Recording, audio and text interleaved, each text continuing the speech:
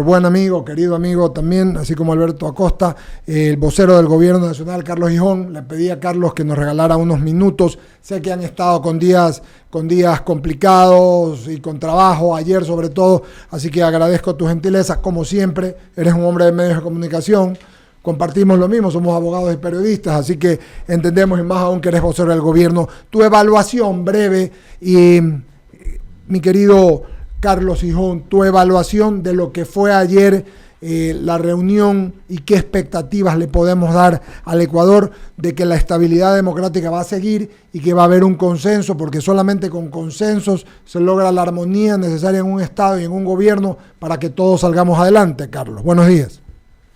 Buenos días, Eduardo. Lo de ayer fue un exitoso ejercicio democrático y fue muy importante. Fue muy importante que después de días tensos, después de las movilizaciones convocadas por el movimiento indígena, por las declaraciones que habían dado ambas partes, finalmente ambos se sentaron nuevamente. El gobierno nacional se sentó no solo con la CONAIE, sino con los otros dirigentes del Parlamento de los Pueblos, y ambas partes escucharon los planteamientos. Ambas partes se escucharon. Yo creo que hubo mucha empatía. El presidente de la República escuchó con atención las peticiones, accedió a algunas de ellas, a la mitad de ellas, de los 6 puntos que pedía la CONAIE, que pedía el Parlamento de los Pueblos. 3 fueron aceptados por el gobierno, incluso en uno de ellos se fue mucho más allá de lo que se pedía. La CONAIE pedía el alargamiento de los créditos, del pago, para el pago de los créditos de sectores productivos que afectados por la pandemia no estaban en capacidad de pagar. El presidente de la República dijo que estaba de acuerdo con la petición, incluso dijo que había que ir más allá. Él planteó la condonación de créditos en Ban Ecuador para pequeños agricultores, para personas, para productores pequeños, ¿no? Y después eso el gobierno fue mucho más allá de lo que estaban pidiendo. El gobierno escuchó, por ejemplo, el problema de los arroceros. Es importante el tema de los arroceros. Totalmente importante, súper importante. Por un lado, se pide que baje el precio de los combustibles, diciendo que eso ha provocado el incremento de los precios. Al mismo tiempo, los arroceros dicen que no se está pagando el precio de sustentación, y en suma lo que están pidiendo los arroceros es que se suba el precio del arroz.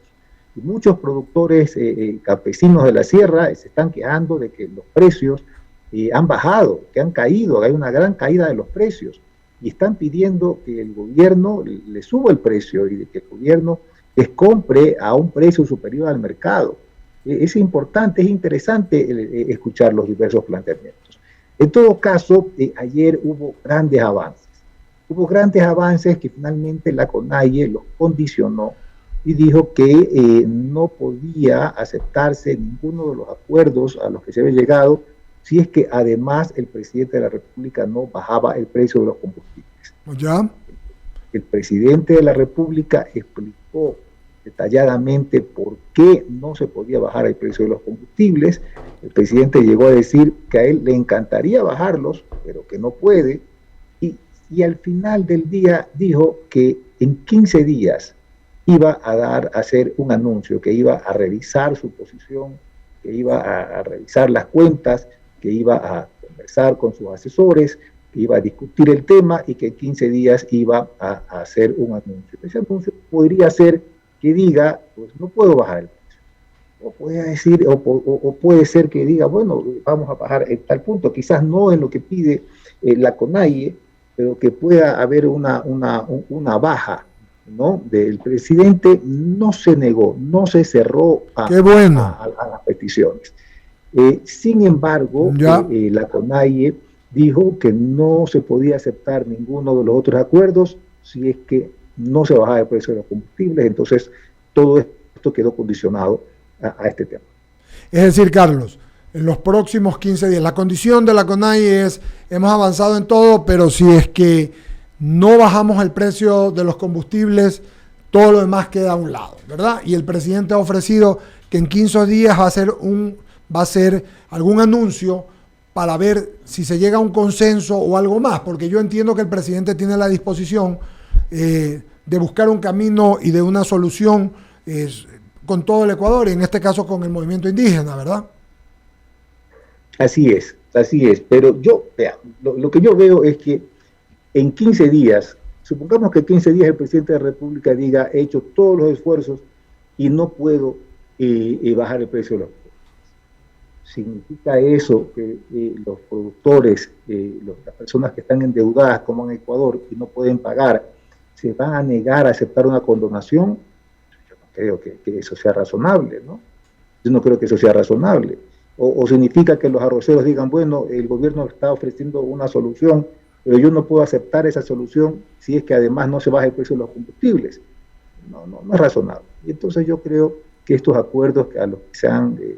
el gobierno no los quiso llamar ayer acuerdos, la ministra del gobierno los llamó coincidencias. Me parece mejor. Que si estas coincidencias, que estas no pueden quedarse paralizadas porque no se baja el precio de los combustibles. Esto seguramente seguirá avanzando, ¿no? Porque hay personas interesadas, hay sectores muy importantes que necesitan de estas soluciones y esto no puede condicionarse a un punto. Carlos, la CONAIE está claro, más que la CONAIE, el movimiento indígena está claro que así como hay gente que pueden tener desacuerdos, la estabilidad democrática y el Estado de Derecho deben primar, ¿o no? Ayer quedó bastante claro eso. Qué bueno. Ayer varios de los sectores, porque no estaba solamente la CONAIE, ¿no? Estaban los diversos sectores, estaban los dirigentes del Parlamento de los Pueblos, muchos de ellos dijeron que no estaban de acuerdo con las movilizaciones, que no estaban de acuerdo con la violencia. Unos decían, no estamos de acuerdo con las movilizaciones. Otros decían, vean, yo no estoy de acuerdo con la violencia, pero si no se me permite, si no me dan condiciones para vivir de manera digna, pues no me va a quedar otra, ¿no? Hubo diversos pronunciamientos, pero en general fue bastante clara la idea de que no querían desestabilizar la democracia, ¿no? De que entienden que hay un gobierno que ha sido elegido por 4 años y esa es una situación que no se puede variar, menos por la violencia. Fue importante escucharlo, fue importante entender y darse cuenta que entre ellos una mayoría cree en la necesidad de que la democracia esté estable. Algunos dijeron que la situación para ellos sería peor si entrábamos en un proceso de caos y desestabilización. Entonces, hubo buena fe de todas las partes. Eso fue bueno. Hubo buena fe, hubo un ánimo de escuchar al otro. Cosa importante en la vida, ¿no? Muchos puntos en los que se cedieron. Yo creo que fue muy bueno el encuentro de ayer. Enhorabuena. Una pregunta de Alberto Quintana, Ramiro Cepeda, Lucía Jaramillo, muy rápida. Sí, por supuesto, rápido. Carlos, ¿qué tal? ¿Cómo le va? Y es bueno escuchar, ¿no? Que muchos dirigentes, nosotros también hemos visto, ¿no? De las organizaciones sociales se han pronunciado en esa línea, ¿no? Y me gustaría conocer exactamente, ¿cómo podemos traducir, Carlos? Una frase me quedó del remitido que daba a conocer el presidente luego de la reunión, ¿no?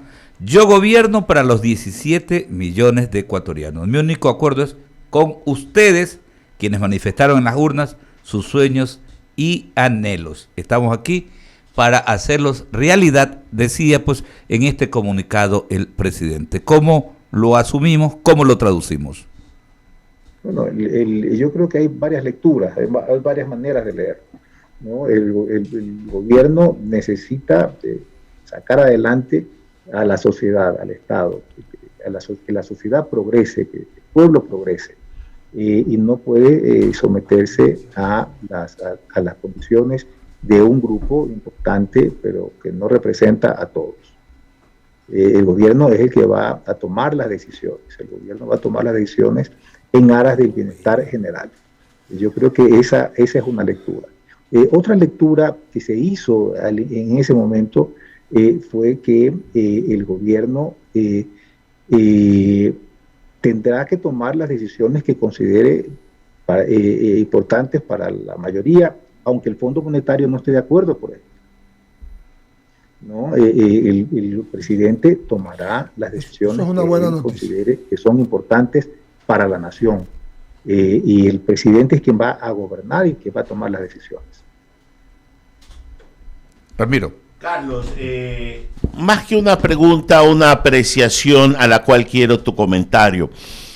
He observado desde el inicio del gobierno que el presidente ha frenteado todo.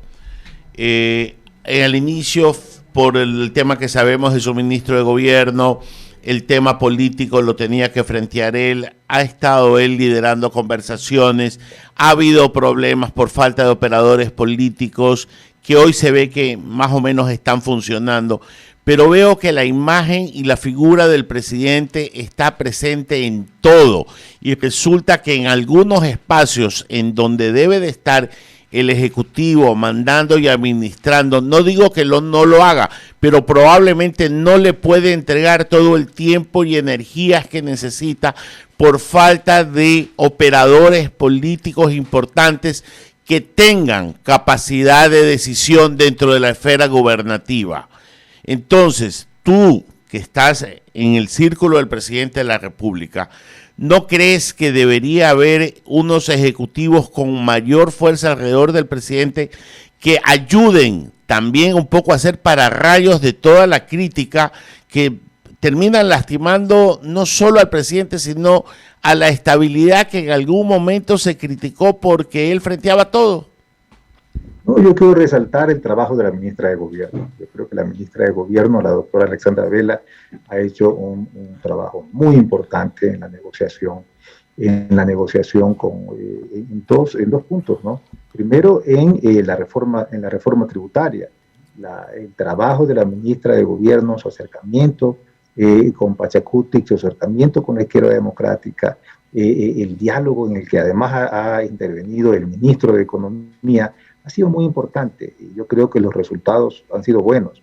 El diálogo respecto a los papeles de Pandora, también liderados por la ministra de Gobierno, han sido muy importantes.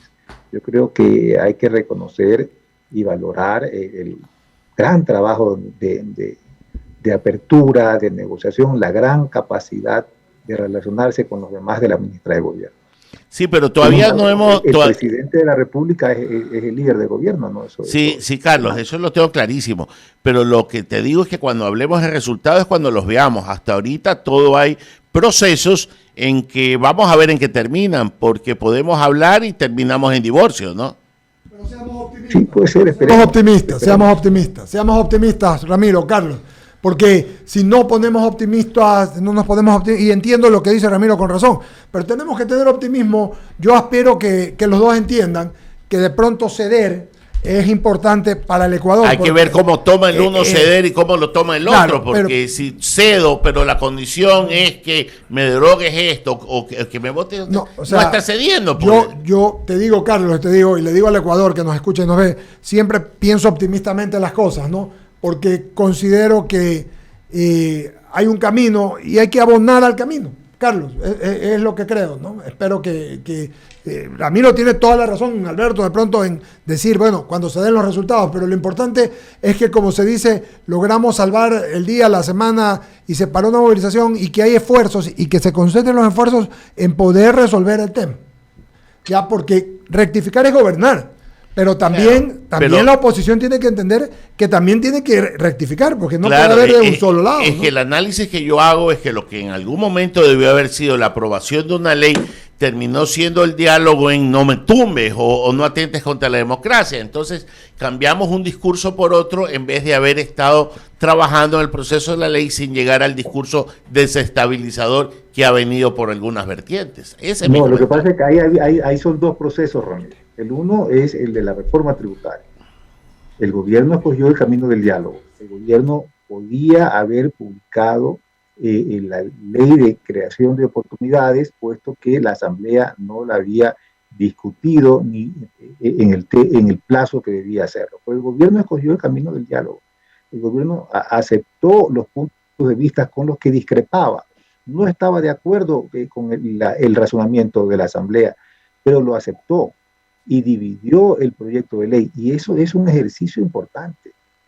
Eso es un ejercicio importante. Un gobierno que dice, no estoy de acuerdo con lo que usted plantea, pero voy a ceder en esto es importante, es muy importante, y el gobierno trabajó otro proyecto de reforma tributaria con el mismo espíritu, que lo sometió a la discusión y se discutió y se ha encontrado, pues se ha llegado a un consenso, y ese proyecto consensuado es el que se ha enviado a la Asamblea, y la ministra de Gobierno es fundamental en ese proceso.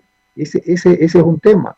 Y hay otro tema, que es el tema de que la Asamblea Nacional comisionó, encargó a una comisión que no estaba prevista en la ley para que examine el tema de los papeles de Pandora. Y en ese caso, la ministra de Gobierno también ha sido muy importante en los pronunciamientos que luego han hecho las diversas bancadas parlamentarias. De acuerdo a los pronunciamientos que han hecho las bancadas parlamentarias, no existen los votos en la Asamblea para aprobar el informe de la Comisión de Derechos Humanos sobre los papeles de Pandora. Y eso es un trabajo de la ministra de Gobierno. Ciertamente, Ramiro tiene razón cuando dice, todavía no se ha aprobado la ley y todavía está pendiente que se reúna la Asamblea sobre el caso de los papeles de Pandora. Pero hasta este momento las cosas están funcionando bien.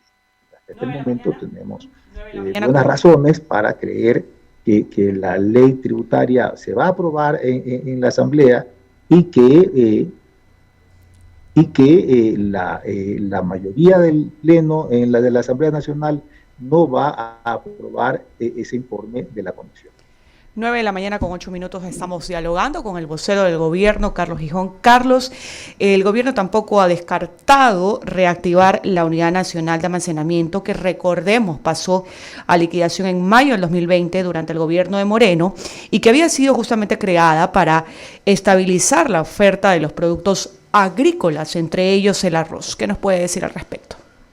No, el gobierno no lo ha descartado, es una posibilidad. Pero aquí hay un tema que es importante, que es el tema del precio, ¿no? El tema del precio, o sea, ¿en qué precio debe comprar el Estado el arroz, ¿no? El saco del arroz. Aquí es importantísimo que aquí hay un sector que está pidiendo que se suban los precios, ¿no? Los arroceros están pidiendo que se les pague más por sus productos, que suban los precios.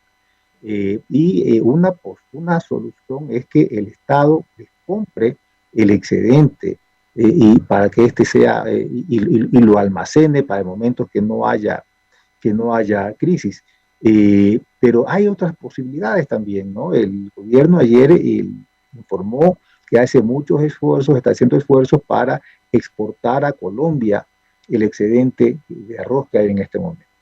Sí, ciertamente el gobierno no ha descartado el tema de la unidad de almacenamiento, y es algo que debían sentarse a negociar. Carlos, agradecerte.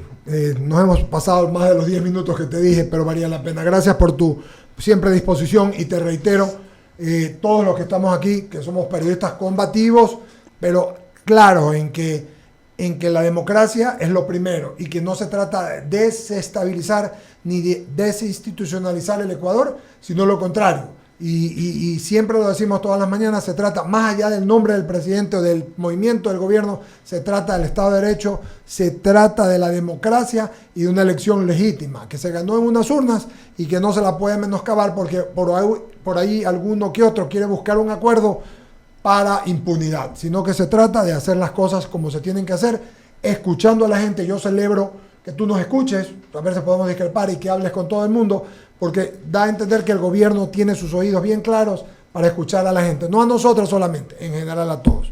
Te mando un abrazo. Muchas gracias, Eduardo. Gusto de saludarte, ¿ah? Gusto de saludarte. Luego, bien.